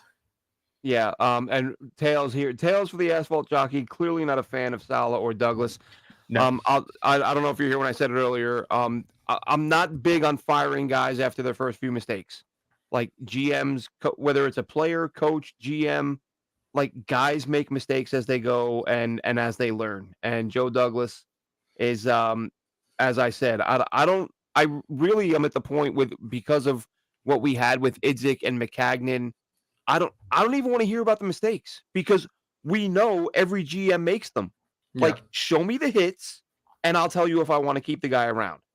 And if you've got a few draft classes where you're drafting multiple all-pros and high-level starters in their first year, and several of them, like, I'm keeping that guy around for a little while and hope he gets better too. I'm not going to look at it and go, well, you drafted, you went from worst roster in the league to Super Bowl caliber defense in 3 years, but I'm going to fire you because the head coach has done poorly or because you missed on the quarterback. Like, I'm not going to allow perfection to be the standard right off the bat because then you're never going to have a GM for more than a year or two. Everyone is going to make mistakes in their first couple of years, and if we're just going to fire every guy when they make mistakes, then you're going to have zero stability. So, so whether or not, I mean, there's no doubt Joe Douglas has made mistakes, but he's also done a lot of things really well.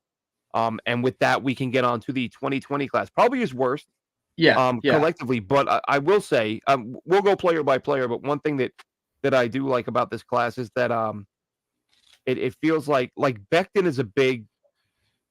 I mean, obviously the biggest question mark right now in terms of that class. Like, what do you do with him? Do you tag him?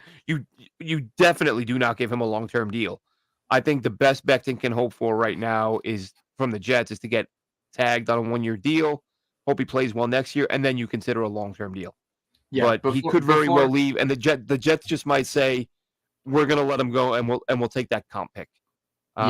Before I get into Becton, I have to post this. Why would we ever call Jim Harbaugh and give him the reins to the whole franchise? I wouldn't. He's a lunatic. This might make me so aggravated. I don't know. We're talking about Joe Douglas draft picks, and this is the type of stuff. I don't know.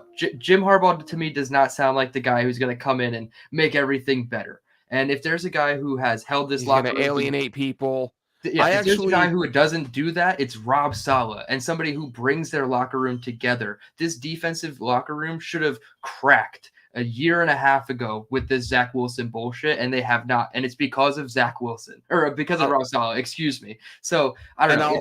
It makes me so frustrated to say that he's bad or trash when he's keeping this locker room from literally fracturing at every step of the way.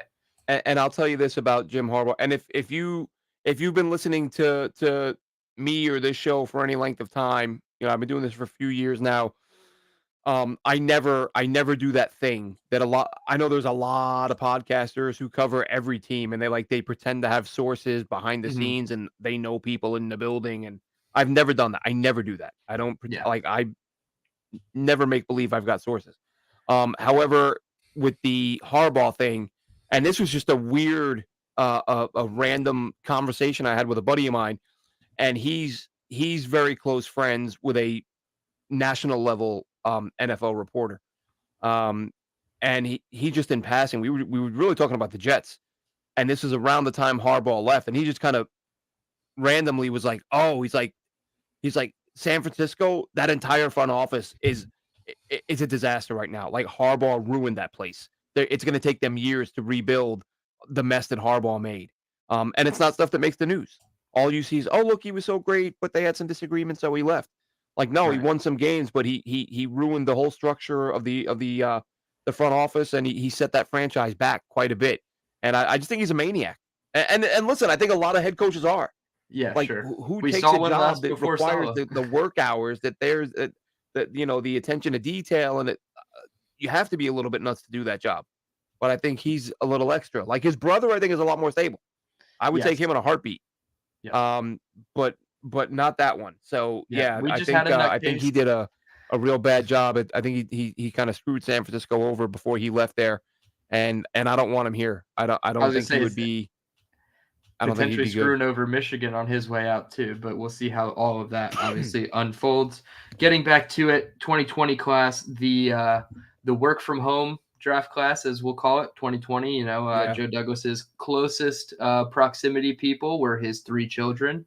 Tough to draft in those conditions. I'm not going to say he gets a full pass. No GM gets a pass, even for the 2020 draft class. Yep, But because they were all when drafted in the same. They were all when drafted in the you same yeah, when you look at circumstances. all those teams' draft classes combined, most of them took a dip. Obviously, there's teams that drafted the good players in the 2020 class. There's plenty of them, but most of these teams had a pretty, bad draft overall. So you got to take it with your lumps. They didn't have private workouts. They didn't have a lot of things that year that they normally have in their draft process.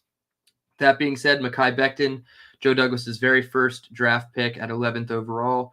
Denzel Mims, 59th overall. Ashton Davis, 68th overall. Jabari Zuniga, 79th overall. LaMichael Pirine, 120th. James Morgan, 125th. Cameron Clark, 129th. Bryce Hall, 158th. And Braden Mann, 191. Starting it off with Becton, you mentioned it a little bit. Wasn't injured a ton in Louisville. I think he had one small ankle Yeah, a couple injury. minor things, Yeah, nothing noteworthy. nothing major. So he's a hit for me because when he's on the field, he's almost like an A+ type of guy. But you got to count the 2 years off as like an F on his grade because he wasn't there and he was hurt. Obviously, there was the stuff with his weight that got a little bit inflated. Not not to make a pun, but it I was got a gonna little say no pun inflated, intended. and things happen with that. But he's an A+ on the field type of player, so I'd say he's a hit. But I understand if they don't want to give him that long-term contract extension that you mentioned earlier. Yeah, I would say he's neither a hit or a miss. And again, he's in that category. I'm not holding it against Joe Douglas, and I'm recognizing the fact that he drafted a guy with elite talent. Yeah, And that's like, I guess, again, from an owner perspective, that would be a hit. Draft me. If you get me another guy like that and he doesn't get hurt, like we've got a Pro Bowler, potentially All Pro, potentially Hall of Famer. Like I said, like that guy does things or was doing things as a rookie that I've never seen anyone do. I've never seen a guy that, like, of course you've seen guys get tossed over the years, but not with that frequency. Like every week he was going to have one play where he took someone off their feet and removed them from the frame. yeah, And it was unbelievable to watch. Haven't seen as much of it this year, which kind of thought that might be the case because you get 50 pounds lighter, not quite as much force moving at full speed. yeah, But you know what? If it means he stays on the field and there's less highlight reel blocks, I'll take it. So yeah, I mean, hey, what I hate is it's so obviously should have been Tristan Wirfs. Like, okay, you can make an argument, like a yeah. case that you preferred Wirfs, fine. But like it was this landslide. Oh my God, it's such an Daniel Jeremiah had him going, I think, 3rd overall to the Mhm. Giants at one point. Like Yeah. that's how, and Jeremiah is probably the most respected guy out there. Yep. If Daniel Jeremiah says he's good enough to go 3rd overall, I'm certainly not complaining about getting him at 11. And if I'm watching what he did as a rookie, I'm not going to compare him to someone else who didn't get hurt. He's again. I have a hard time saying hit because he missed 2 full years, but I'm not mad at the pick one bit at all, and nor should anyone be.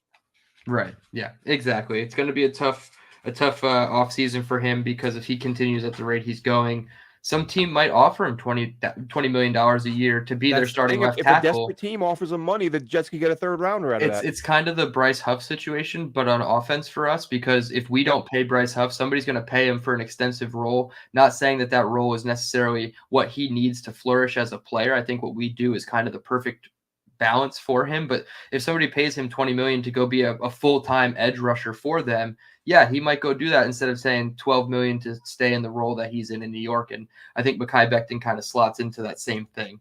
Next guy, this is a miss. Obviously, he requested a trade. He sat on the bench for so many years. Yep.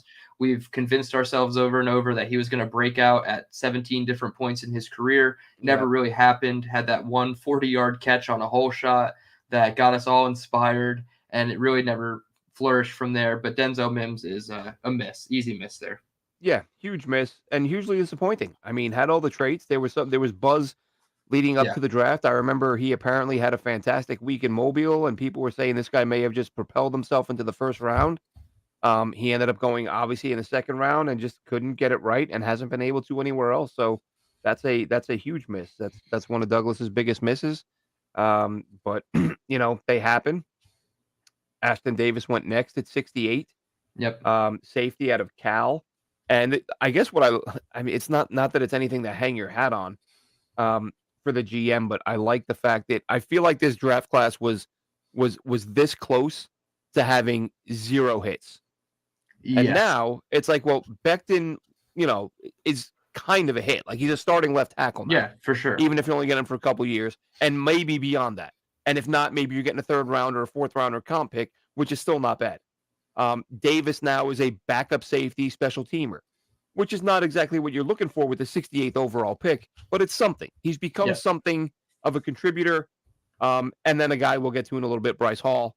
I feel like they've gone from being, a hair away from having 0 players from this class, and now they've got 3 guys who I feel like can contribute in their roles, which is a lot better than 0. But go ahead and I don't know what your thoughts were, Dylan. We weren't doing the show then. I know for me, when they went Becton, Mims, Davis, I wasn't thrilled with the Davis pick. And to be honest, I had watched 0 safeties leading up to that draft. Yeah. Because they still had Jamal and May. And I thought, if there's one thing they're not drafting, it's a safety. I'm not wasting, because I didn't have as much time on my hands back then as I do now. Now I can watch a lot more. Back then I had to pick and choose what I could watch. I was like, I'm not wasting my time on safeties because they're not drafting one. Yep. And then they draft one. So, of course, I'm like, you got to be kidding me. But then I read a couple tweets from some people in the know, and they say, oh, this could play, Ashton Davis can play corner too, which turned out to be a complete lie. But I was like, all right, well, that must be why they drafted him. If he can play corner, now I'm kind of on board with it. But then they go Zuniga, Pirine, Morgan. And I was like, all the excitement of how great this draft was going in my mind, of course, thinking Mims is going to be a player, thinking they just got a versatile safety corner with their third pick. I'm like, what the hell is going on? You 3 guys I wanted nothing to do with, all 3 of them complete busts. Really, I mean, Zuniga, he got some reps a few years ago. I was up late one night, and I went and watched every single one of his reps for that season. He was so bad. He was so bad. It's like they found a clone for Ja'Kai Polite and managed to draft him again. I don't understand how they found the exact replica of him. Ashton Davis, though, yeah, you said it. He has a role on this team. I said it in the pre-show. If I told you in the beginning of the season that Ashton Davis was going to have a bigger role on the team than Justin Hardy, people would probably look at me like I'm crazy because Justin Hardy is like our best special teamer. But Ashton Davis is the personal protector for the punter. He has an important role too. Plus, he plays big nickel, which isn't cornerback like the draft evaluator said, but it is big nickel, and it's going up against guys in the slot where there's a ton of space to work with. So I like you said, it's probably like an incomplete leaning a hit, but it is. It's been a small sample size this year, but I feel like he's been better. Like last year, absolutely. The last couple, because last year he hardly played. But the year before, like, it felt like a lot of bad angles, missed tackles. Like, you felt like he was always making mistakes when he was out there. This year, again, not spectacular, but I feel like he's a little bit better. So you feel a little more comfortable when he's on the field. So again, he goes from being a definite miss to like, all right, at the worst, he's like an okay-ish hit. Like, Right. again, not what you look for with the 68th pick. He's a bust in that sense. If we're just saying, did he meet what you would expect from the 68th pick? No, but he can still play.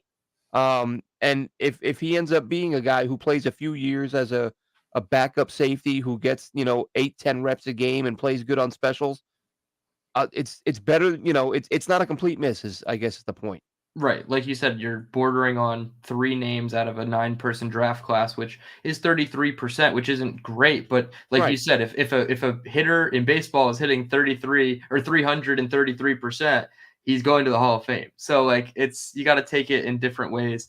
I just want to highlight a couple comments before we get to some of these guys, which we're going to kind of breeze through. Bryce Huff is not going to want to sign a long-term deal with his team. Huff is not even in the plans. He's going right to Pittsburgh, apparently. I don't understand. Why are we so down? We lose a Yeah. couple games, and then all Why of are a we sudden, assuming the Jets aren't going to give him a bunch of money to stay? yeah, it's like we lose a couple games, and everybody's like, "Oh, fire everybody and hope that Rodgers just retires and we can start over at quarterback." Or like nobody wants to re-sign with this team. Like I'm so confused how all of a sudden we lose and we're just no longer a destination for players after we clearly see that we are a destination for players in free agency. People want to come here in the draft. They want to get coached by Robert Saleh. Another reason you don't get rid of this guy. So it's just kind of funny how everybody's so down on the dumps after a couple losses. Getting back to it, you said it. Zuniga, Pirine, Morgan, even Cam Clark. None of the next 4 guys are with the team from a player perspective. Obviously, Cam Clark is with the team. He's in the personnel or player development side of it now. He was hired on as a staff member. He's been Yep. working with Mekhi Becton, which is really cool because they were obviously drafted in the same draft. So you like to see Cam Clark sticking around after his really scary neck injury it was scary. They had to cancel practice. They shut it down. It was not a good time that summer. But the guys before him, Zuniga, Pirine, Morgan. Actually, LaMichael Pirine is in the league, just not with the Jets. He's on the Chiefs. Chiefs And practice squad, I think. yeah, and he actually had a couple good games of tape in the last like month and a half. So it's really funny that he's able to get on the field for somebody, but everybody else kind of a bust. James Morgan and Zuniga alike. That brings us to Bryce Hall. Just want to touch on Clark real quick. Oh Clark, yeah, I sure. thought, I mean, that's not to me. That's just you wipe that one off the slate. Like it's not a hit or a miss. He was my favorite pick in this class. It Yeah, was funny. I watched him, since he went to Charlotte, small school, hard to find film on these guys. Um, but luckily they played Clemson, and I posted 3 or 4 clips from that game. He was He was violent. Like, he was yeah, body slamming guys, like, legally, not holding. But, I yes, mean, he was burying dudes, and when he got drafted, I think that was the first thing Mel Kiper said. He was like, "Turn on this kid's Charlotte tape, and you'll see," or his Clemson tape. And I thought he would be I thought he could become a starter, and I think Kiper said, "Give him a year or 2, this guy will be a starting guard." Real quick, Tales from the Asphalt Jockey, wanted to touch on a comment you made earlier. I don't know if you were here the whole time, but as Dylan and I said, you're saying setting the bar low to make Douglas look good. Um, we're discussing whether or not these guys are NFL players. Like, yeah, we're not in that place where everyone has to be a superstar to be considered a hit. Like, if you look, and I don't know if you weren't tuned in early on. We broke down an article that did a 20-year study of NFL players and basically showed that 53% of them yeah, are garbage. Like, they're out of the league. Anywhere yeah, from never set foot on the field to out of the league in a couple of years. That's 53% of players. And then the next batch was like 16%, and they're like bad, but they hang around. yeah, And then, up from there, and then like 1% is your elites. So we're not setting the bar low. We're just trying to realistically look at where everyone slots in compared to every other guy who ever gets drafted. Again, 57% of which are atrocious and out of the NFL. So if you have a guy like an Ashton Davis who's playing as a backup on defense and doing a good job on special teams, no, he's not going to the Pro Bowl, but that's still something that you need on your team. So that's a hit. It's not a matter of, let's see, don't take what I'm saying as this. No, not at all. I love conversations, and yeah. We can disagree. disagreeing is fun, and nobody's making any personal attacks here. And even if people did that, I can take it. Like I don't mind that stuff. Yeah, I hope But you no, we're overcook not your taking it the turkey wrong because way at all. you're making I'm these comments. Yeah. that's why I'm clarifying, because I didn't know if you caught us earlier. I'm saying that we're comparing them to the NFL, not just what we hoped they would be when they were drafted. And like I said to Dylan, I was shocked to see that number. I was shocked. I knew that good GMs hit on less than 50% of their picks. I Yeah. didn't realize 57% were so bad. Yeah. Just gone from the NFL in short order. So yeah, no hard feelings or anything like that, Tails. It's all good. Nope, not at all. I don't think you I'm not gonna like wish you guys are gonna have bad Thanksgivings because you disagree with our takes here. Like it's an entire draft class of 4 seasons now. Like there's going to be disagreement. There's always disagreement when it comes to draft. Glenn and I know that more than anybody that do podcasts. I feel like our last 2 guys here from the 2020 class, one is technically a hit, although coming into the season I was very low on him, and that's Bryce Hall. I really thought that he should have been cut from the team, and just Brennan Eccles and even a Javelin Guidry type before he got hurt. Yep. I think that kind of saved Bryce Hall's job a little bit, but he has come in and played well enough. He scored a touchdown for us and he got an interception. So, I mean, he has done a good job. A hit, but not like a hit like he's great. But yes, for what he was. Well, listen, for being a 5th-round pick, he's kind of reemerged this year, right? Because we all remember everyone thought he would go earlier, but he had the ankle injury, the lower leg injury that hurt his draft stock. And then as a rookie, they bring him in. He's hurt, but he starts 7 games in the second half of the season. Then the following year, he starts all 17 games. And he wasn't great, but he was good, where you look at him and think, okay, he can be, maybe his ceiling was a future number 2, probably a backup. Yeah. And then he all of a sudden just can't get on the field. And the very, very small sample size, that the very few times he does get on the field, he doesn't look that good. And you're like, wow, what happened to this guy? Like, nobody's saying he was Dion, but he went from being a guy you could live with, who could play some snaps for you, to being a guy that you a year and a half, 2 years later, you're like, I hope they cut this guy. And then all of a sudden he gets on the field this year for his first extensive action in a couple seasons, and he looked really good. You look, and it's like, oh, well, there's that guy who I thought could be a second string, or again, spot starter, backup corner. So again, if we're talking round 5 and you have a corner who can play well in spots as a starter and back up, that's a big hit, man. And it's a critical position on top of that. Yeah, exactly. You can never have enough depth at corner, wide receiver, running back. So it's always important to get those guys, even if it is late dart throws in like the day 3 range. And that's exactly what he was, even though his injury said he could have been a 2nd rounder. Last pick, Braden Mann, Eagles punter now, had a good game. What is it, Monday night against the Chiefs? And I saw a couple of tweets saying, oh, of course, now Braden Mann's good. Give it time. He'll kick. Oh, did he play well? I missed that. He had a couple good kicks. I think they just downed a couple in deep in their own zone, but give it time. He'll shank one off the right side of his foot for 27 yards. He cost us Trevor Lawrence. He's the biggest bust on the list. Yes. Thank you. That's all that needs to be said, is he is the reason that we don't have Trevor Lawrence, essentially. We're going to get off topic here for a second, because this would have been the greatest play in NFL history. Did you see the near interception on the spike?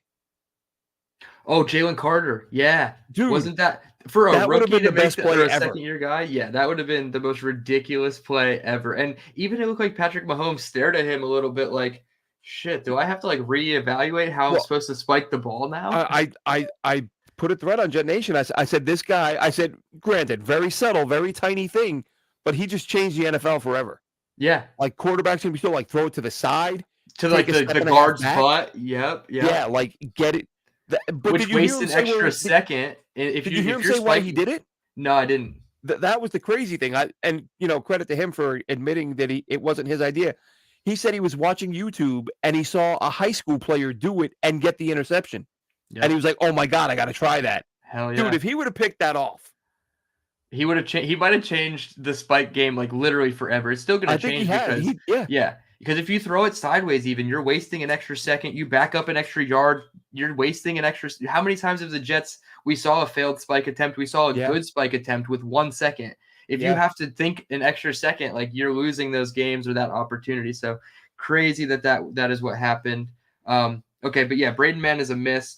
I believe loosely I've been keeping track. I think that was 11 hits, 11 misses, and 7 incompletes. I think there's a couple that we didn't, put into a category.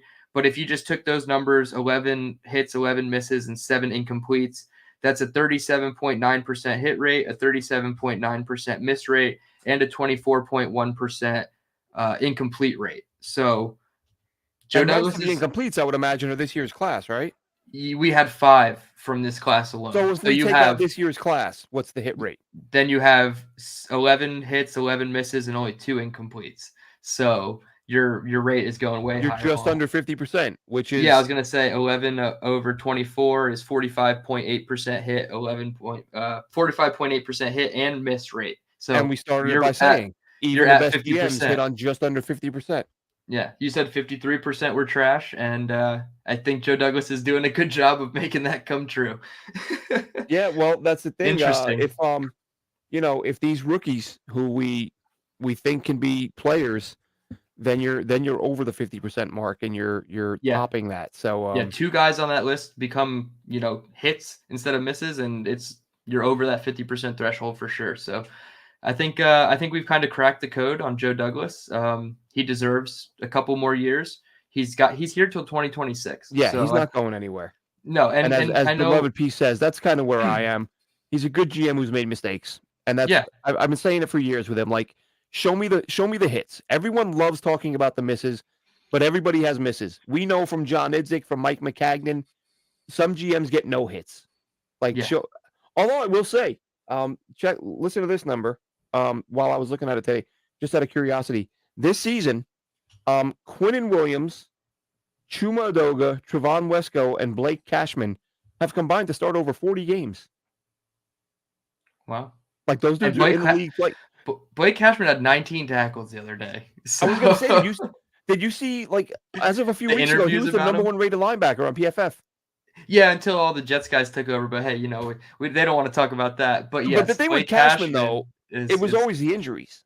Yes, Like, always. that was the thing. He had so many games in Minnesota, he in sneezed college, and he hurt a hamstring. 17 tackles, 18 tackles. Like, yeah. He had a bunch of those. Yeah. I think he had a game against Wisconsin where he had like 22 tackles or something. Yeah. So yeah, Cashman could always play.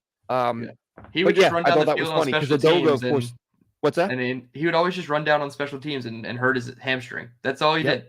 So, but yeah, that is a crazy stat that some of these McCagnon guys are still sticking around, and one is probably a top 3. Well, that's almost the whole class because that's the one. That's the Quinnen Williams class. Yeah, and so I mean Wesco, is okay, but yeah, he's he's a blocking tight end. Yep. Very interesting stuff. I gotta check now though. How many tackles did you say he had? I think he had 19. He had 15. Tackles. Oh no, he 15? Did. He had 19. Jesus, yeah. He had 19. Yeah, they were interviewing guys about it. Like I think it was Dylan Harris or Christian Harris, the Alabama linebacker who's on his team. They're asking him about it, and he was just going off about how absurd it was. But yeah, he had 15 against the Saints. Crazy. Yep, and 10 against Tampa. In that Arizona game, 13 solo. If we didn't have the linebackers that we had, this would be a big talking point for Jets fans. We know that for sure. Yeah, that it'd be tough to watch them play, but you kind of don't care because you like the guys you have.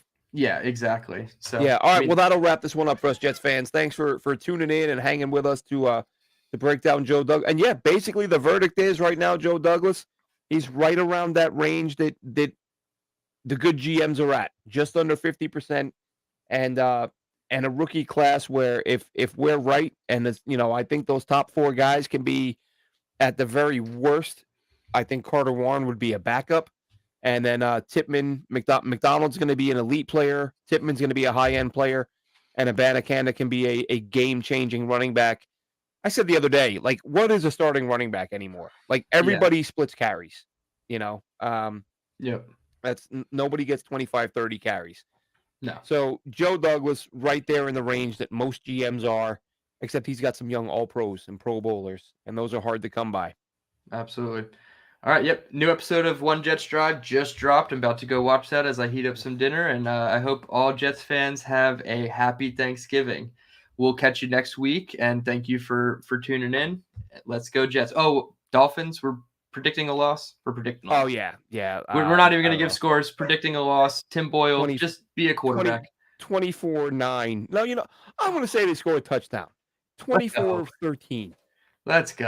All Have right. a good one, Jets fans. I'll just say I'll give a score. I'll go 32-14. I'm nervous, but let's go Tim Boyle. Have a good one, Right. Jets And fans. yes, happy Thanksgiving to everybody. Have a good one. Yep.